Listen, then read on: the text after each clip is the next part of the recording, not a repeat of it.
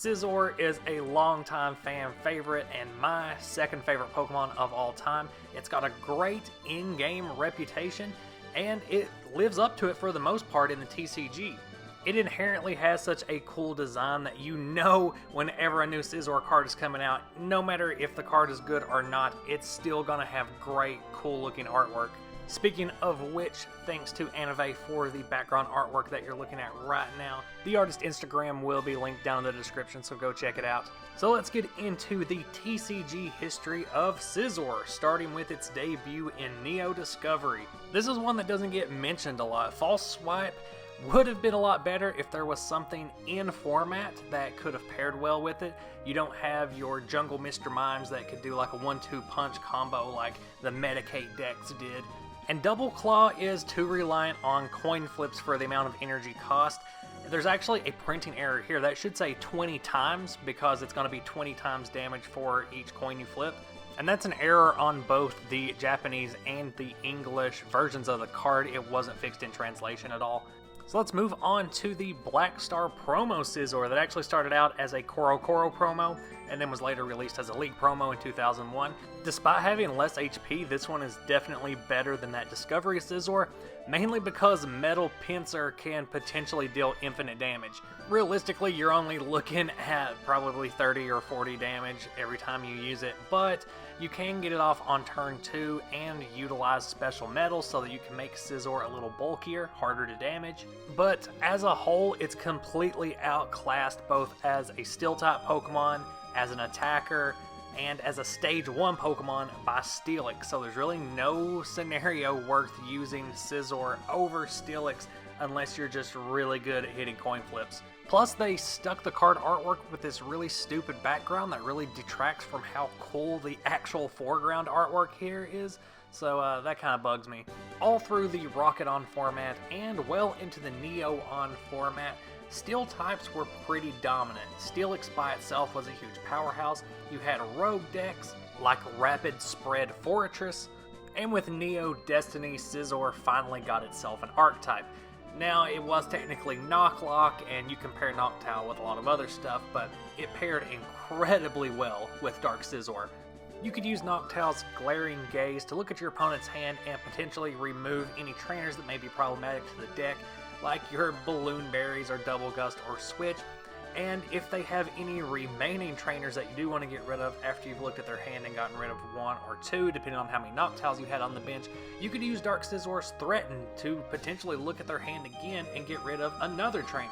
A very simple turn 2 setup that can really deprive your opponent of resources, and when you know that your opponent is completely depleted, that they're not really going to be a threat next turn, that's whenever you can start powering up Dark Scizor with either Special Metal or Special Dark energies to make it a little tankier or make those slashes deal more damage. The ability to utilize so many different kinds of special energy really made Dark Scizor something special itself. I recently did a video on Dark Scizor Nok Lock, so if you're interested in seeing more of that deck, go check that video out. Outside of your Nok Lock variants, Dark Scizor was still very splashable into a lot of different decks because of its very flexible energy requirements for both of its attacks.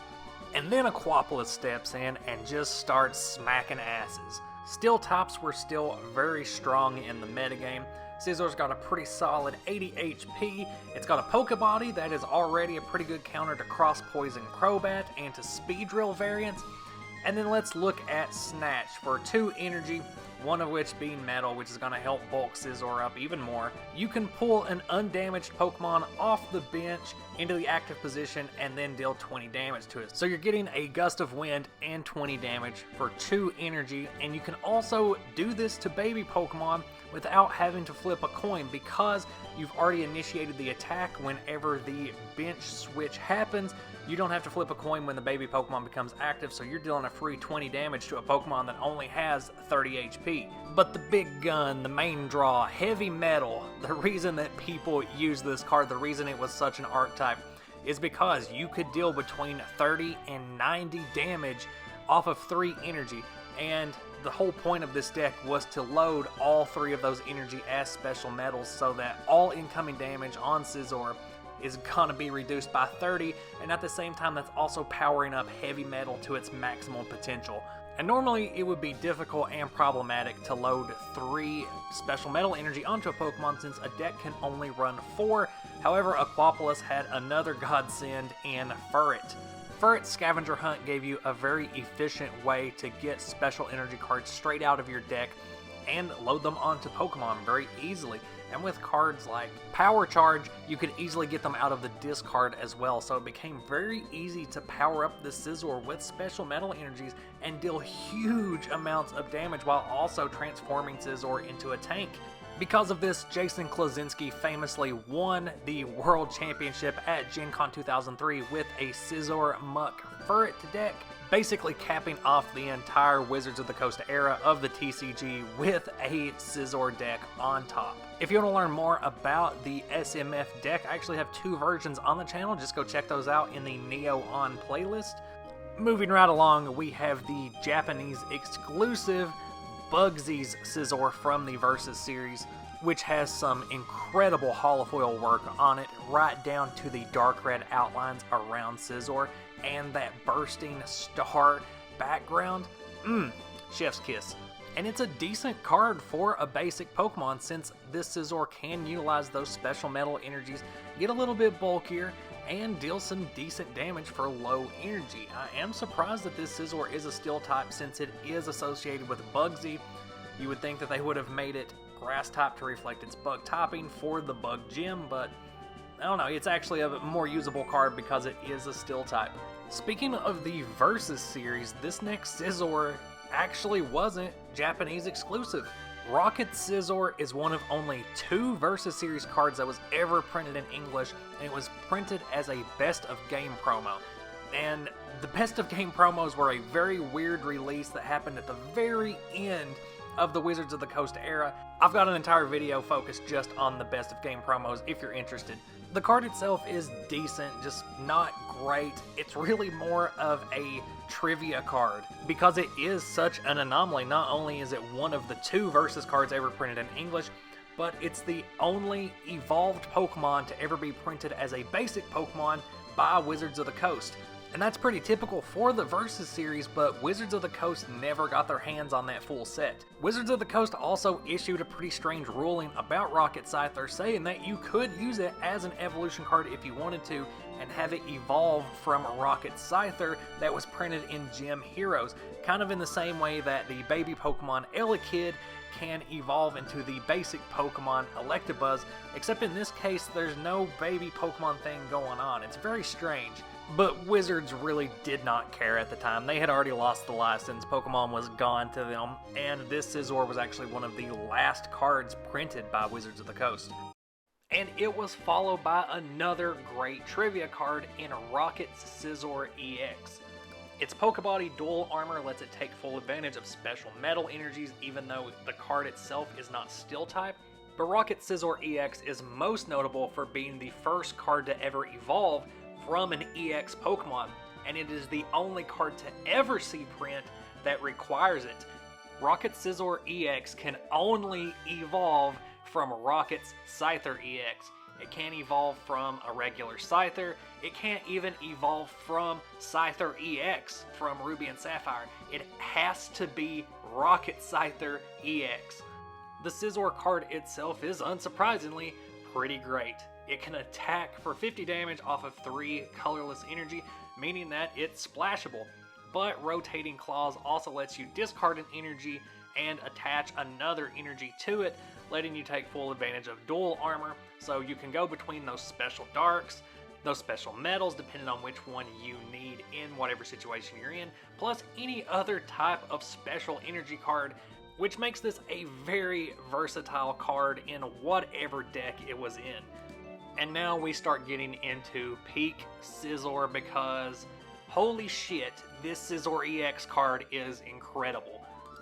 120 HP on a stage 1 card is good even for an EX. Plus, it's got an amazing Pokebody that makes your opponent have to decide between trying to OHKO you or risking knocking you below half health. Playing against this Scizor EX is so difficult because You can deal some damage to it, but if you happen to knock it below half health, this thing's gonna hit you like a truck. It will absolutely steamroll you, but it's hard to OHKO it. Even if you knock it down to like 70 HP, and then you think, okay, well next turn I'll hit it for 70, that way its body won't let it completely trample my deck, but that's really hard to do because of that first attack. Steel Wing is going to reduce any incoming damage that you're going to do by 20, meaning that it's going to be really hard to not get Scizor in the activation range of Danger Perception, where Steel Wing is then going to deal 80 damage for 2 energy. God forbid you get hit with a Crosscut that is going to deal 50 damage, and if it's against an evolved Pokemon, that's another 30 damage. And if Scizor EX is below 60 HP, then that's going to be another 40 damage. Most of the other big decks during this era of the EX series were evolution decks. Your other big decks were things like Empoleon, Evolutions, Banette, and Flygon. And so, the majority of the time, Crosscut's going to be dealing 120 damage for only 3 colorless energy. And the card did see results. This deck list you're looking at here is from the World Championships in 2007, where Hiroki Yano got second place in the juniors division. And you may be thinking that that's not very impressive for how impressive this card is, or how it looks on the surface, but you have to remember that this was the World Championships during the most diverse competitive era of the TCG. Those World Championships were brutal, the matchups you would get. Infernape was everywhere, Empoleon was everywhere, 2 stupidly difficult cards to play against. Banette EX could win most of its matches on turn 2, and absolutely insane coverage decks that would use 16 different EX Pokemon.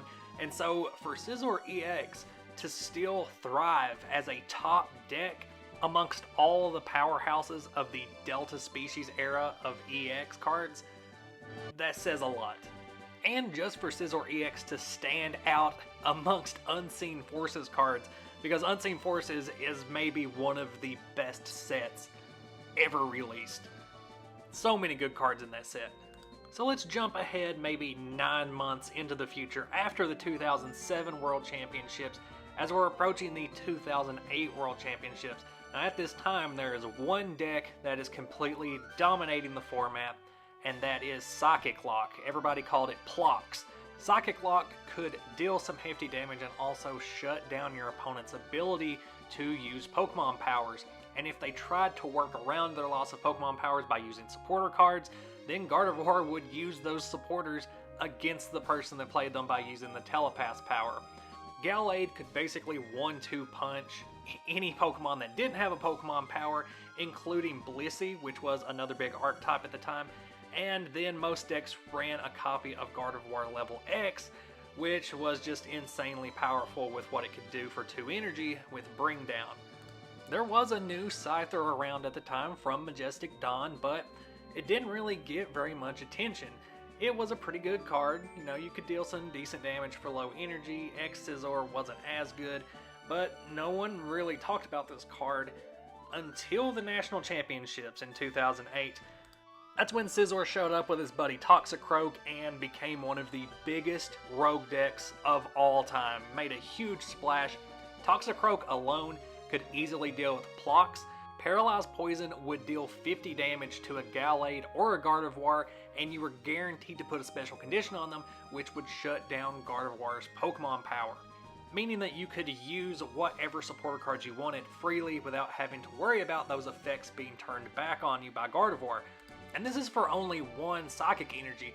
A similar thing on the side of Scizor is for only 1 Metal Energy, and that's a basic Metal Energy, you could deal massive amounts of damage because special energy cards were everywhere. Almost every deck was using one form or another of Scramble Energy, Call Energy, Double Rainbow, Multi-Energy, Special Metal Energy, so you were almost always guaranteed 80 damage off of 1 basic energy, and that's off of 2 Stage 1 Pokemon attacking for 1 energy apiece, dealing huge damage.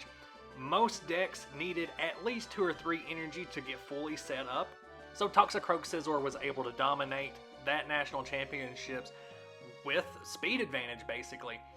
And if you worried about maybe, yeah, you can hit a Gardevoir with Paralyzed Poison, but it can hit you back for weakness. Well, Toxicroak and Scizor both have a retreat cost of 1, and Scizor resists Psychic type, so you could always swap between them back and forth. It was a very speedy, versatile deck that hit almost every other major deck and format for heavy damage. By the time the World Championships rolled around in 2008, most players were ready and knew how to deal with Toxicroak Scizor. Jason Klaczynski ended up winning the World Championship in the Masters division with a Plox deck, despite it being around for so long. But in the Juniors division, Tristan Robinson took first place with a Scizor Toxicroak build, and that's the deck list you're looking at now. It's pretty straightforward, very representative of most of the Toxicroak Scizor builds at the time. But all around, a fantastic rogue deck and probably one of the most memorable for me, just because of how hard it hit the competitive scene. If you took that Majestic Dawn Scizor and switched it from an offensive type of card into a defensive Scizor card, then you would get the Stormfront Scizor, which also had its own archetype, but it wasn't as popular because people do prefer those hyper aggro decks, and this Scizor was a really great defensive card. Using its Honeycomb Defender, it would reduce any incoming damage if you were below half health, and then Accelerate could actually prevent all the damage done to you next turn if you were actually able to knock out your opponent's Pokemon by using it. Now that was a little rare, as most of the time you were going to be using Pound Down, because you would be using this card in a rogue type deck where you don't have any Pokemon with Pokemon powers, and so you're going to be dealing 70 damage for 2 energy, which was damn good. So turn 2 Scizor was an amazing speed deck, but it didn't have that much staying power because you would only usually get to use Pound Down once, and you weren't always going to get a KO off of it before Scizor itself would get knocked out by a huge powerhouse Stage 2 Pokemon, which was very popular at the time. But it was nice to finally see Scizor's bug typing represented in card form. In Rising Rivals, we got Aaron Scizor, which we get to see Scizor as a basic Pokemon once again. Not a whole lot to talk about here, really. It's not that great of a card. The Undaunted set included a regular Scizor and a Scizor Prime. Both were pretty underwhelming for their time of release, although Scizor Prime could be used very strategically as a tech in matchups against decks that you know were heavy in special energy. That way you could just put Scizor in the active position, knowing it's not going to take any damage, and then chip away at your opponent with Metal Scissors. Boundaries Crossed Scizor was in the same boat, as it wasn't that great on its own, but it could be a great tech.